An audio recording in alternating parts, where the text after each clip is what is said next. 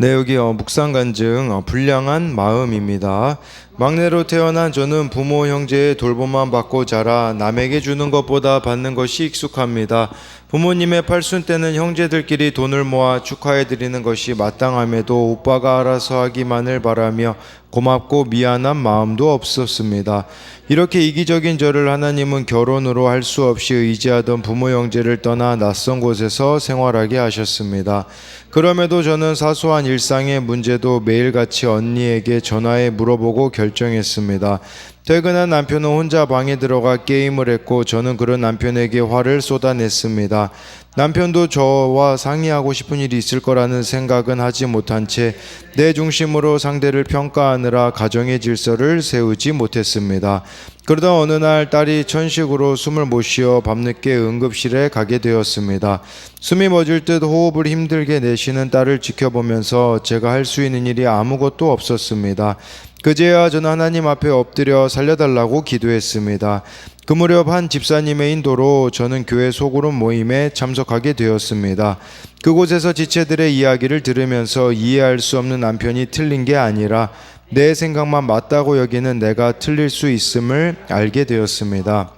년에 소천하신 시어머님은 믿음이 없던 제게 교회 지체들과 기쁘게 전도하러 다니셨던 일, 가족을 먼저 떠나보낼 땐 힘들었지만 하나님을 붙들고 살아내신 간증을 많이 들려주셨습니다.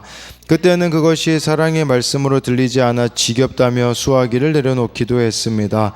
하지만 지금은 소그룹 모임 전에 음식을 준비하고 한 말씀으로 말이 통한 지체들과 기쁨을 누릴 때면 시어머님이 어떤 마음이셨을지 느껴집니다. 시댁이라는 이유로 악한 마음을 품고 남편과 시어머님을 미워한 죄를 회개합니다. 어머님의 믿음이 잘 이어지도록 딸에게 손과 발이 가는 섬김을 보이겠습니다.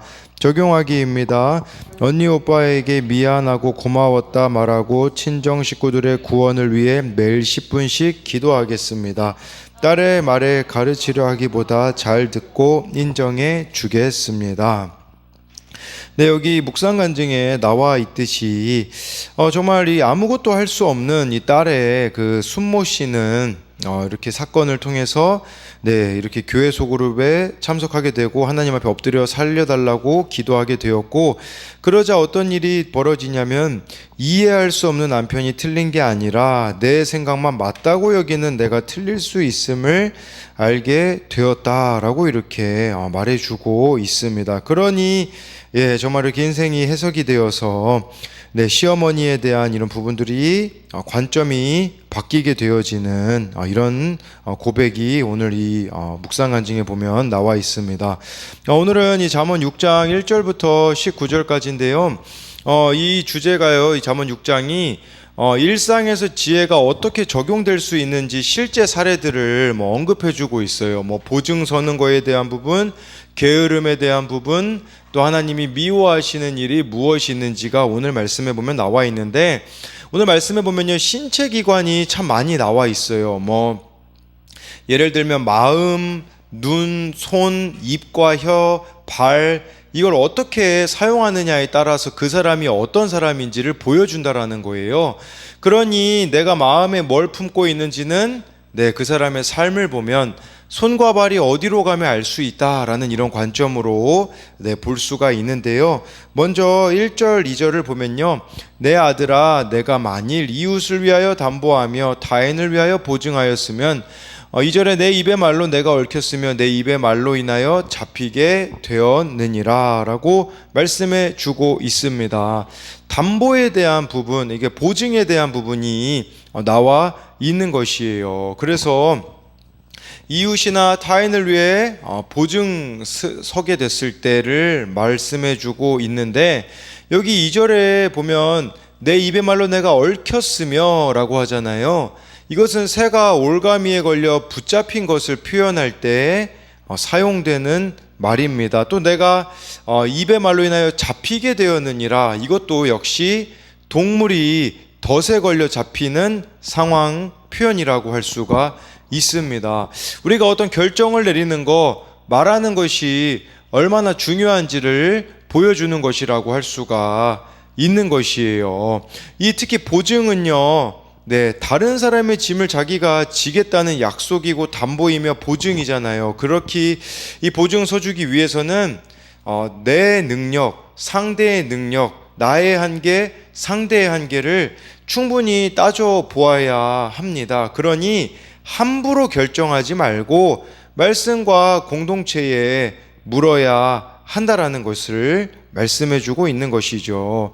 그런데 그냥 묻지 않고 한다면 단지 동정이나 부담으로 담보와 보증을 선다라는 것은 자기 과시죠. 자기를 과신하며 욕심을 부리는 것이라는 것을 우리가 알아야 합니다. 그래서 1, 2절에 대한 적용도요, 말씀보다 인간적인 동정이나 생각이 앞서서 무분별한 보증이나 담보를 선 적은 없습니까? 그래서 재산과 인간관계, 신앙에 어떤 손해를 보았습니까? 저도 이 부분을 보증은 아니더라도 동정이 앞서고 생각이 앞서서 무분별한 이렇게 선택을 할 때가 참 많이 있습니다. 그래서 우리도 이런 부분들이 있지 않는가 한번 돌아보자라는 것이죠. 나를 속인 자보다 욕심 때문에 속은 내가 더 죄인임이 인정되십니까? 그래서 내가 속은 거잖아요. 속인 자를 우리는 참 미워하지만 그 속은 이면에는 내가 그 안에 욕심이 있음을 또 깨달아야 하는 부분으로도 볼 수가 있는 것이겠죠. 3절 말씀을 보면요, 내 아들아 내가 내 이웃의 손에 빠졌은즉 이같이 하라. 너는 곧 가서 겸손히 내 이웃에게 간구하여 스스로 구원하되. 잘못되었을 때 있잖아요. 보증 잘못 썼을 때 그때요 곧바로 가서 겸손히 이웃에게 간구하여 스스로 구원하라고 이렇게 말씀해 주고 있어요.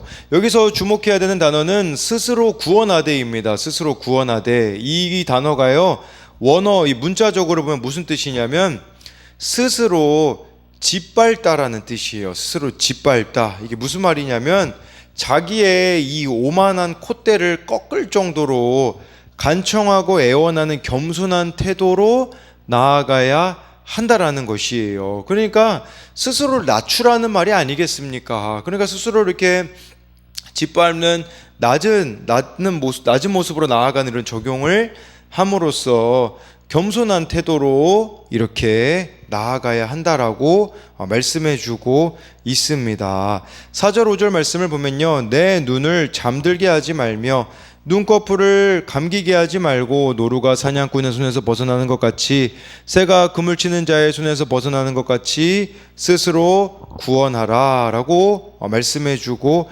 있습니다. 여기서 4절에 내 눈을 잠들게 하지 말고 눈꺼풀을 감기게 하지 말라는 것은요, 잠드는 것도 잠깐의 졸음도 금할 정도로 속히 보증에서 벗어나라는 말이에요. 그러니까 빨리 이 문제를 해결하라는 것을 말씀해 주는 것이겠죠. 더군다나 5절에 노루가 사냥꾼의 손에서 벗어나듯 새가 그물 치는 자의 손에서 벗어나듯 스스로 구원하라고 조언하는데, 이는 덫에 걸린 짐승과 같이 되었을지라도 신속하게 할 수 있는 모든 것을 행하라는 뜻입니다. 그만큼 보증이 위험하고 심각하다라는 것을 이렇게 보여주는 것이고, 또 5절의 이 말씀은 다른 어떤 일보다 보증의 문제를 해결하는 일에 우선순위를 두라고 하고 있습니다. 그렇다면 보증서 주는 것은 왜 문제가 될까요? 그 이유는요, 그 보증의 본질이 하나님이 세우신 창조 질서를 뛰어넘어 자신의 능력 이상을 약속하는 것이기 때문이에요. 그러니까 하나님이 정해주신 창조 질서가 있거든요. 근데 그것을 내 능력을 넘어서는 일을 약속하는 것이기 때문에 보증이 문제가 되는 것이겠죠. 이것은 하나님이 주신 재물뿐 아니라 배우자와 자녀들에게까지 치명적인 영향을 줄 수 있는 위험성을 갖기에 보증을 서지 말라고 강조하고 있는 것입니다. 그래서 이것에 대한 적용도요, 하나님이 세우신 창조 질서를 뛰어넘어 자신의 능력 이상을 약속하여 지키지 못한 약속은 무엇입니까? 네, 우리가 내가 안 되는데 내 능력 이상을 우리가 하나님 앞에 약속할 때가, 또 사람들에게 약속할 때가 얼마나 많이 있느냐라는 것이죠. 그럴 때 지키지 못하는 부분들이 참 너무나도 많이 있음을 우리가 한번 생각해 봐야 한다라는 것입니다. 6절부터 이제 8절에 대해서, 이제 5절까지는 보증에 대한 부분이라면 6절부터 10절까지는 이제 게으른 자에 대한 내용인데요. 6절부터 8절을 먼저 보면요, 게으른 자여 개미에게 가서 그가 하는 것을 보고 지혜를 얻으라. 개미는 두령도 없고 감독자도 없고 통치자도 없으되 먹을 것을 여름 동안에 예비하며 추수 때에 양식을 모으느니라 라고 해서요, 게으른 자는요 개미에게 가서 하는 것을 보고 라고 하고 있어요. 그가 하는 것을 보고 라고 하는데, 네, 이거 원어로 보면 그녀의 길들이란 뜻이에요. 개미를 여자 명사로 썼다라고 생각을 하시면 돼요. 지혜라는 단어도 여자 명사로 이렇게 히브리어로 보면 되어 있거든요. 뭐 그것보다 중요한 것은 그가 하는 것을 본다라는 것은 그 개미의 길을 보라는 뜻이에요. 개미의 길. 이거는 개미의 삶의 방식을 보라는 것이겠죠. 그러니까 개미의 생활 방식, 습성을 보고 지혜를 배우라고 이렇게 말씀해주고 있는 것이죠.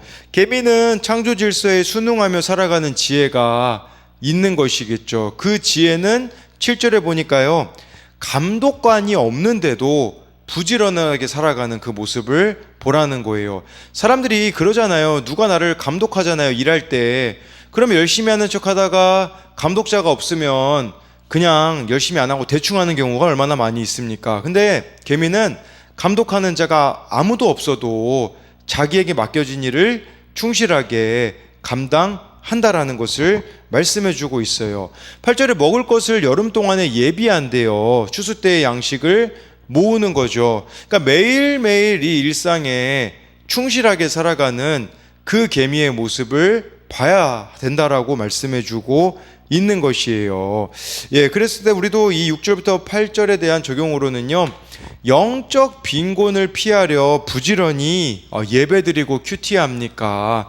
네, 이 게으름, 영적 게으름이라고도 우리가 한번 연결시켜 본다면, 나에게는 또 어떤 영적인 이런 게으름이 있는가? 그 게으름의 끝은 영적 빈곤인데, 그걸 피하기 위하여 정말 예배드리고 일상의 이 하나님과의 관계 가운데 우리가 어떻게 맺고 있는지를 묻는 것이겠죠. 또 한 가지는 어떤 것에 몰두하느라 정작 중요한 영적인 일을 미루고 있습니까? 우리가 영적 게으름뱅이가 되고 있다면 무엇에 집중하기 때문에 그렇게 되고 있는가? 이제 이것을 묻는 것이라고 볼 수가 있습니다. 9절부터 11절까지를 보게 되어지면요, 여기 보듯이 게으른 자여 내가 어느 때까지 누워 있겠느냐, 내가 어느 때에 잠이 깨어 일어나겠느냐, 좀 더 자자, 좀 더 놀자, 손을 모으고 좀 더 누워 있자 하면 내 빈궁이 강도같이 오면 내 곰핍이 군사같이 이르리라. 아까 6절부터 10절이라고 했는데 11절까지가 이 게으른 자에 대한 내용인데요.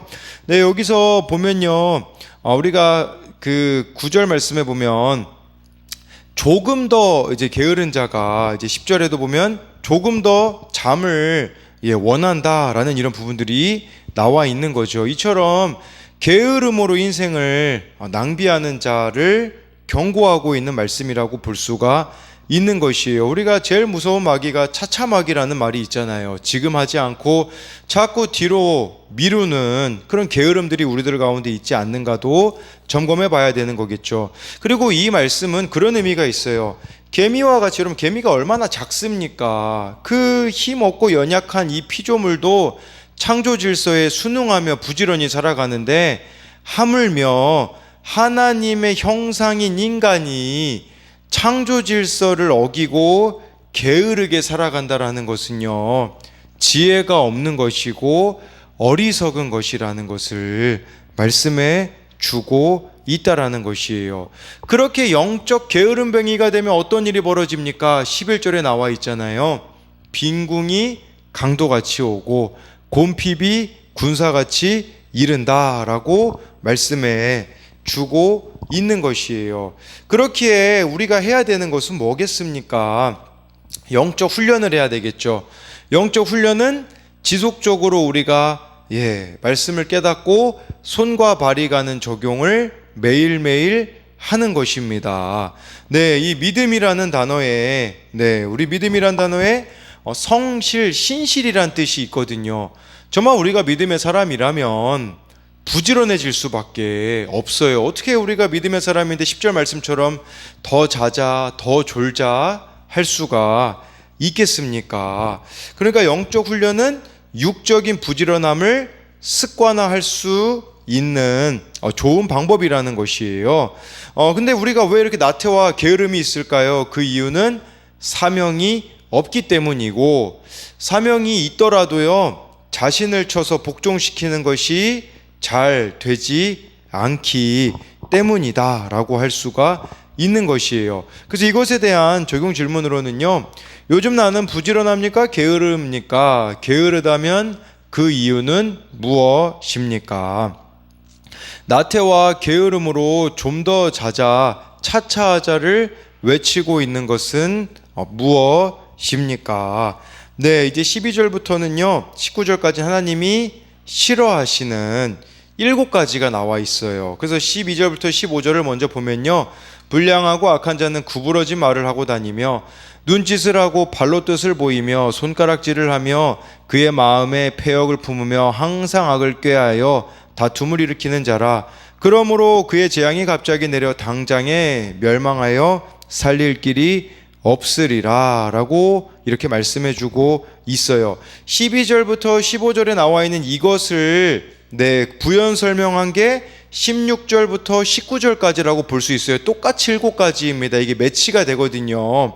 그랬을 때 먼저 이 12절부터 15절에 보면요, 이렇게 의롭지 못한 사람의 언어를 이렇게 불량한 자는, 하나님이 미워하시는 일을 하는 자는 말한다라는 거예요. 12절 말씀에 불량하고 악한 자는 구부러진 말을 하고 다닌다라는 거예요. 구부러진 말이 뭘까요? 사실을 곡해하는 말이나 거짓말이에요. 좀 더 정확하게는 뒤틀린 입이라고 볼 수가 있는 것이겠죠. 우리가 사실을 어떻게 곡해하고 뒤틀린 말을 할까요? 그런 경우가 있죠. 내 얘기를 빼고 얘기하는 거예요. 그러다 보니까 항상 양쪽 얘기를 들어봐야 된다라고 제가 이야기하는 것은, 한쪽 얘기만 들어서는 자기 이야기는 쏙 빼고 하는 경우들이 너무나도 많이 있는 거죠. 이게 바로 구부러진 말이다 라고 할 수가 있는 것이에요. 그리고 여기 13절에 눈짓을 하고 발로 뜻을 보이고 손가락질을 한다. 지금 이게 다 외적으로 드러나는 거잖아요. 이 외적으로 드러나는 것은 무엇 때문에 드러나는 걸까요? 14절에 보니까 나와 있잖아요. 마음에 패역을 품었기 때문에, 항상 악을 꾀고 있기 때문에 이게 단지 눈짓으로, 발짓으로, 손가락질로 드러났다라고 볼 수가 있는 것입니다. 속마음이 드러났을 뿐이라는 것이에요. 그러니까 그 사람이 어떻게 살아가는지를 보면, 눈과 손과 발을 보면요, 이미 그 마음에 무엇을 품었는지가 드러나게 된다라는 것이겠죠. 14절에는 그의 마음에 패역을 품는데요, 패역이라는 것은요, 폭력성과 악을 마음에 새긴다라는 거죠. 그렇기 때문에 어떻게 됩니까? 분쟁을 일으키게 된다라는 것이에요. 그래서 이처럼 하나님의 뜻을 거스르는 불량하고 악한 자는 자기의 이익을 위해 입과 눈과 손과 발 등 온몸을 써서 자신을 높이고 남을 낮춘다라는 것입니다. 16절부터 19절까지가 이것에 대한 또 이렇게 구체적인 내용인데요. 여호와께서 미워하시는 것 곧 그의 마음에 싫어하는 것이 67가지이니 곧 교만한 눈과 거짓된 혀와 무죄한 자의 피를 흘리는 손과 악한 계교를 꾀하는 마음과 빨리 악으로 달려가는 발과 거짓을 말하는 망령된 증인과 및 형제 사이를 이간하는 자이니라 라고 말씀해 주고 있어요. 근데 여기 보니까 그 마음에 싫어하시는 것이 67가지라고 16절에 말하는데, 이게 원어적인 의미는 이거예요. 여호와께서 미워하시는 것이 6가지가 있고 여호와께서 혐오하시는 것 7가지가 있다라는 뜻인데, 이게 7가지거든요. 사실은 이게 무슨 의미냐면 뒤로 갈수록 하나님이 더 미워하신다라는 뜻이에요. 그러니까 이 명단이 17절부터 19절까지 나와 있는데 뒤로 갈수록 하나님이 더 싫어하시고 더 미워하신다, 그런 의미로 보시면 되는 겁니다. 근데 제일 미워하시는 게 그렇다면 뭐겠습니까? 19절에 나와 있잖아요. 형제 사이를 이간하는 자이니라. 이게 가장 하나님이 싫어하시는 목록이라는 거죠. 그랬을 때 17절에 보면요, 교만한 눈이 먼저 나옵니다. 이 교만한 눈은 무엇이겠습니까? 원어로 보면요, 높아진 눈이에요. 높아진 눈. 네, 그래서 높아진 눈이라는 것은 무슨 말이냐면 내가 하나님 자리에 있는 눈이에요. 내가 하나님이 되어서 이렇게 다른 사람에 대하여서 판단을 내리는 것이 바로 교만한 눈이라는 것이겠죠. 거짓된 혀는 거짓말을 말하는 혀라고 볼 수가 있겠고요.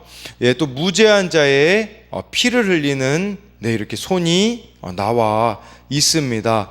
그리고 여기 18절에 악한 계교를 꾀하는 마음은요, 문자적으로 이게 원어적으로 어떤 의미냐면 사악한 생각을 새겨넣는 마음이에요. 사악한 생각을 새겨넣는 마음이 악한 계교를 꾀하는 마음이에요. 그러니까 이 마음에 악한 계획이나 생각을 새겨 넣는 것이겠죠. 그랬을 때 또 여기 악행으로 빨리 달려가는 발도 있고요. 19절에 거짓 증언을 하는 거, 이게 망령된 증인이라는, 거짓을 말하는 망령된 증인은 거짓 증언을 하는 거, 또 여기 형제 사이를 이간하는 것이 이렇게 나와 있는 것이겠죠. 그러니 몸의 지체인 혀, 눈, 손, 발, 마음을 선하게 사용하지 않아 결국 다툼과 분열이 일어나게 된다라는 것이에요. 개인적인 악행이 공동체와 관계를 파괴할 수 있음을 강조하고 있는 것이라고 볼 수가 있는 것이겠죠. 그래서 중세시대 교회는요, 죽어 마땅한 7가지 죄의 목록을 규정했다고 해요. 그 7가지는 뭐였었냐면요, 자만심, 분노, 시기, 불결함, 폭식, 게으름, 탐욕이라고 했다고 합니다. 이것은요, 개인적으로만 끝나는 것들이 아니에요. 형제 사이를 이간난다라는 것은 공동체까지도 이어지는 것이기에 시작부터 우리가 고쳐야 되겠죠. 그러니까 처음에 딱 끊어버리면 뒤에까지 안 가는 거잖아요. 시작이 뭡니까? 17절에 교만한 눈을 버리면 되는 겁니다. 이 교만한 눈을 내가 갖고 있기 때문에 거짓된 혀로 이어지고 그 뒤로 쭉 이어지는 거거든요. 이 교만한 눈은 깨뜨리기 위해서는 뭐가 필요하겠습니까? 나 자신을 보는 눈이 있어야 돼요. 하나님 앞에 내 모습을 보이는 그 눈이 있어야 우리가 돌이킬 수가 있다라는 것이겠죠. 그래서 이것에 대한 적용 질문으로는요, 내가 자주 사용하는 구부러진 말은 무엇입니까? 내 육신으로 행하고 있는 불량하고 악한 일은 없습니까? 내가 바로잡아야 할 악행은 무엇입니까? 나의 삶 가운데 하나님이 미워하실 만한 것은 무엇이며 사랑하실 만한 것은 무엇이 있습니까? 그래서 정말 하나님이 미워하시는 것이 이렇게 7가지가 있다고 하는데, 반대로 하나님이 사랑하실 만한 것들을 내가 하고 있는 것은 무엇이 있는가를 돌아봄으로써 정말 오늘 이 말씀을 통하여서 우리의 일상을 점검하며 우리의 모든 신체 기관이 우리의 모든 마음부터 시작해서 모든 우리의 삶이 어떻게 하나님을 위하여서 쓰일 수 있을까를 고민하는, 또 실천하는 저 여러분들이 되기를 소망합니다.